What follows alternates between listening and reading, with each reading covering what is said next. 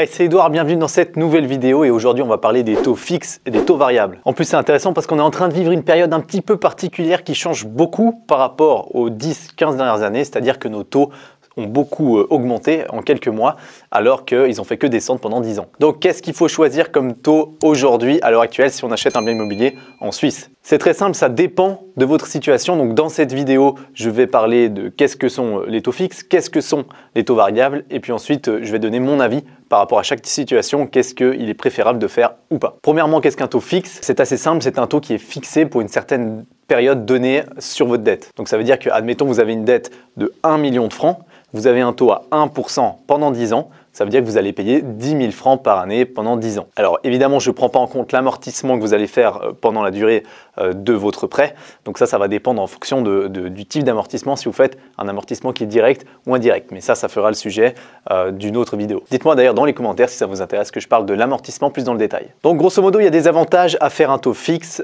C'est simplement que la charge annuelle, elle est déjà connue, donc ça veut dire que quand vous commencez l'année, vous savez combien vous allez payer en fonction de la dette que vous avez, ce qui n'est pas le cas avec un taux variable qui varie. Deuxièmement, vous avez aussi beaucoup plus de sécurité, parce que votre taux pendant 10 ans, vous savez à combien il est, donc vous savez exactement combien vous allez payer sur votre dette pendant les 10 prochaines années. Et ces deux premiers avantages donnent le troisième avantage, qui est donc que vous avez plus de sécurité par rapport à un taux variable, parce que vous savez exactement combien est-ce que vous allez dépenser pour votre dette. Maintenant, le taux fixe, il a aussi des inconvénients. Ça veut dire qu'il est beaucoup moins flexible. Premièrement, vous ne pouvez pas bénéficier non plus de la baisse des taux en cas de baisse des taux. Deuxièmement, c'est beaucoup moins flexible, comme j'ai dit. Donc, ça veut dire que si jamais vous voulez vendre votre bien immobilier, si jamais vous voulez changer de banque, par exemple, vous aurez beaucoup plus de contraintes avec un taux fixe qu'avec un taux variable. Et maintenant, qu'est-ce que c'est le taux variable exactement? En Suisse, le taux variable, il s'appelle le SARON. S-A-R-O-N. C'est un nouveau taux en Suisse qui est utilisé depuis 2021. Et il a remplacé le Libor. L-I-B-O-R, c'est un taux qui était européen et qui a été donné depuis Londres. Aujourd'hui, le SARON est 100% suisse. Ça veut dire qu'il n'a plus rien à voir avec l'Europe, mais c'est simplement les banques suisses et les taux qui sont réalisés en Suisse qui donnent simplement le SARON. C'est une moyenne des taux qui sont réellement effectués en Suisse. Le taux Libor, il évoluait chaque 3 mois. Maintenant, le taux SARON, c'est différent, il évolue tous les jours. Maintenant, votre banque, elle va certainement pas vous faire changer le taux tous les jours. Ce qui se fait en général, c'est qu'elle fixe le taux exact pour une durée déterminée qui varie en fonction des banques. Mais en général, c'est 3 mois. On est resté un petit peu comme le Libor avant, mais ça peut être un mois, ça peut être même une année. Ça m'est arrivé une fois, on a fixé pendant une année le même taux. Au final, ça s'apparente beaucoup à un taux fixe, sauf que j'avais aucune pénalité si jamais je vendais. Alors du coup, quels sont les avantages du taux variable par rapport au taux fixe? Comme j'ai dit tout à l'heure, le taux variable, il est beaucoup plus flexible. D'ailleurs, moi, je travaille uniquement en SARON, donc uniquement en taux variable. J'ai fait aucun taux fixe jusqu'à aujourd'hui pour une simple question de flexibilité, beaucoup plus que le taux d'ailleurs. Le taux variable, il faut savoir qu'il est plus avantageux que le taux fixe.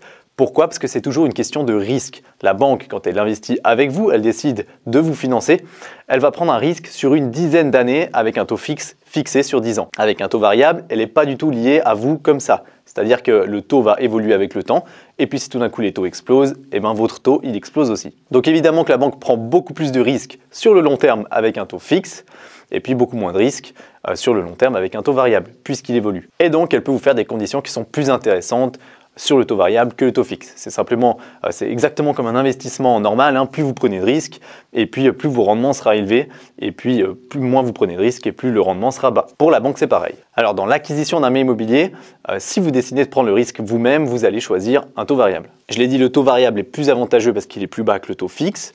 Et puis, il y a beaucoup plus de flexibilité. Et vu qu'il y a plus de flexibilité, le troisième avantage, c'est que, étant donné que le contrat est très court, vous pouvez changer de taux à tout moment. Ça veut dire que vous pouvez passer d'un taux variable à un taux fixe, mais vous ne pouvez pas passer n'importe quand d'un taux fixe à un taux variable. Donc, comme je l'ai dit, il y a des avantages et des inconvénients dans les deux cas. Les inconvénients du taux variable, c'est surtout que vous n'avez aucune sécurité. Comme j'ai dit tout à l'heure, ça veut dire que vous prenez tous les risques. Si le taux évolue très vite, il va monter très vite et vous allez aussi voir vos charges qui vont évoluer très vite. Donc, vous avez moins de sécurité, vous avez une moins bonne planification. Ça veut dire qu'au début de l'année, vous ne savez pas exactement combien est-ce que vous allez payer à la fin de l'année. C'est extrêmement représentatif l'année 2022 parce qu'au début de l'année, on était peut-être à un taux à 1% encore sur 10 ans pour un taux fixe et puis on est passé à 3,5% en 6 mois. Cette situation-là, elle représente très bien le risque que vous portez quand vous faites du taux qui est variable. Vous n'avez non plus aucune garantie de l'évolution du taux dans les années à venir. Ça veut dire que vous ne savez pas du tout si dans 10 ans, vous allez payer toujours votre 1% sur le taux variable ou bien si vous serez à 4. Alors il faut savoir que dans tous les cas, les taux variables seront toujours plus faibles que les taux fixes. Ça veut dire que si vous contractez une hypothèque à l'instant T,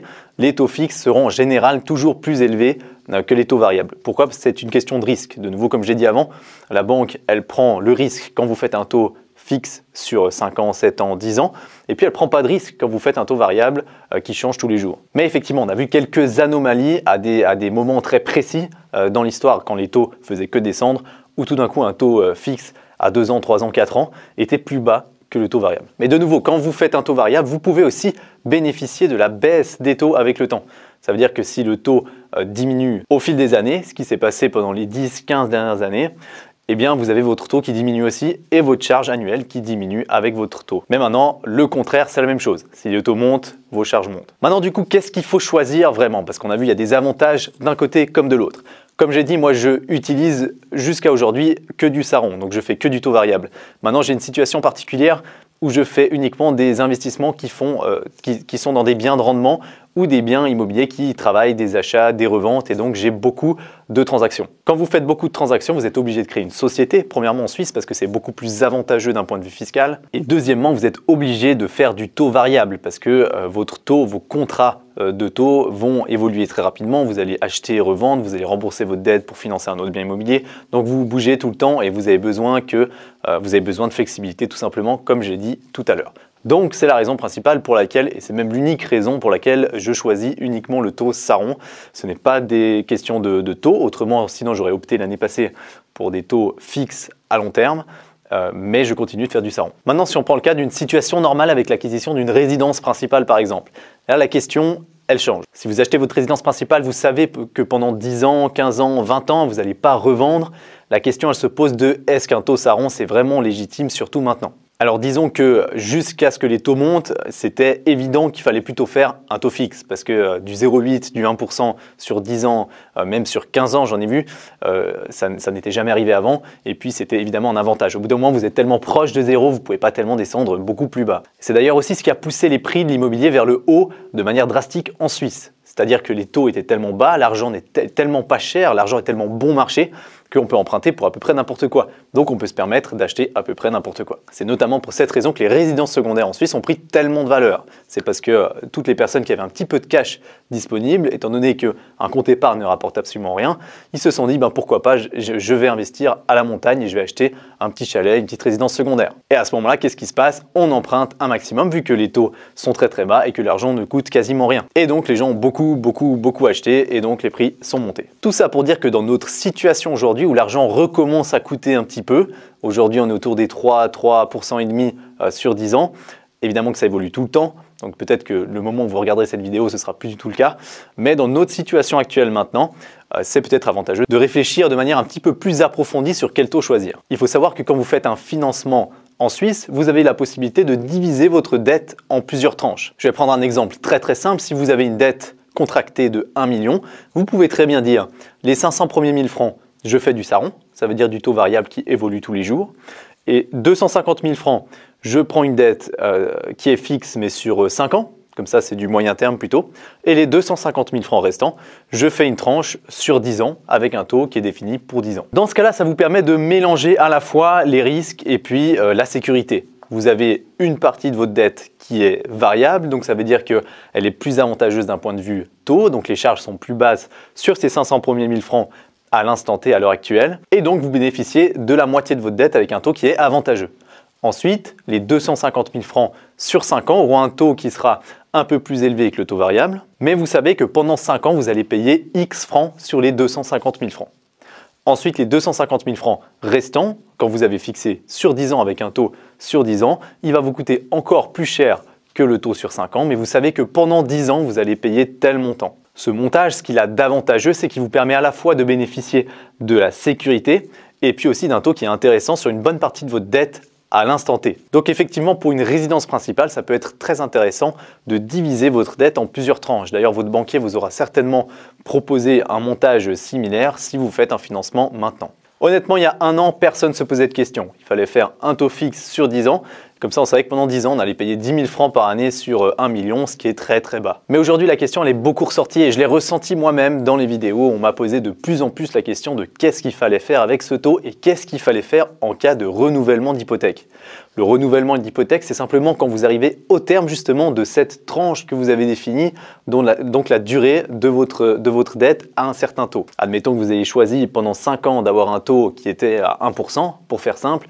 Aujourd'hui, donc ça c'était peut-être en 2017 ou il y a 5 ans, aujourd'hui vous devez renégocier le renouvellement de la dette. Ça veut dire que vous allez devoir revoir le taux et puis définir un nouveau taux pour la suite. Donc c'est là que vous allez choisir si est-ce que je fais un SARON, est-ce que je fais un taux fixe, est-ce que je repars sur 5 ans la même chose, mais du coup le taux a fait x2, x2,5, x3. Et ben, c'est des questions effectivement qui sont intéressantes à relever. Le plus marrant dans tout ça, c'est que depuis les années 90, les banques calculent toujours leur financement, donc les charges théoriques qu'elles calculent, à 5%. Donc ça veut dire que la dette que vous allez contracter, la banque va faire un calcul de taux sur 5% pour définir combien va vous coûter votre appartement. Imaginons vous achetez un bien immobilier avec une dette de 1 million, donc pas la valeur du bien immobilier mais la dette qui est de 1 million.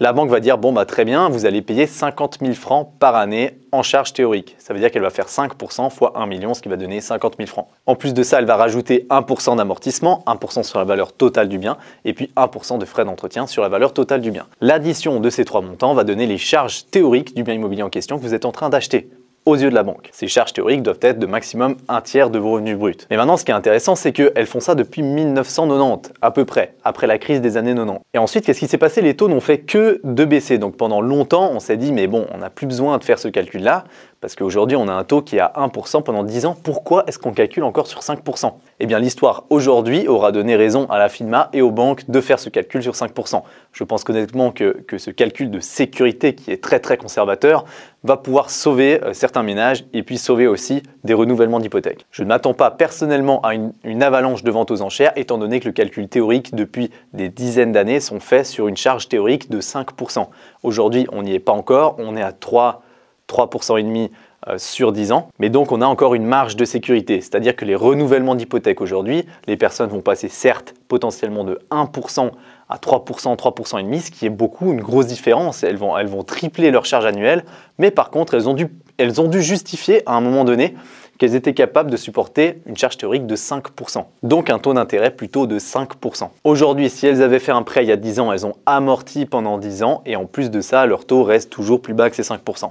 Donc si leur revenu annuel brut et puis leur situation est restée plus ou moins stable pendant cette durée-là, ou bien en général a augmenté un petit peu même, eh bien ces personnes-là, elles n'auront aucun problème pour le renouvellement de leur hypothèque. Certes, ça fera mal au porte-monnaie, mais elles pourront le refaire sans devoir vendre absolument aux enchères leur bien immobilier. Donc tant qu'on ne dépasse pas ces 5%, à mes yeux, on n'aura pas de problème de vente aux enchères et d'avalanche de vente aux enchères. En revanche, la problématique est différente à partir du moment où on va dépasser ces 5%. On a encore une petite marge à mon sens, parce que tous les renouvellements d'hypothèques aujourd'hui ont été amortis. Ça veut dire que c'était des dettes qui étaient déjà, les prix étaient beaucoup plus bas que maintenant, et les dettes sont amorties. Donc ça veut dire qu'on a des dettes qui sont relativement basses quand on doit les renouveler aujourd'hui. Donc normalement, il ne devrait pas y avoir de problème. Par contre, c'est vrai que pour les nouveaux financements aujourd'hui, c'est très compliqué. Malheureusement, les prix, étant donné que les taux bas étaient très très bas, les gens ont beaucoup emprunté, ont beaucoup acheté, les prix sont montés très très haut.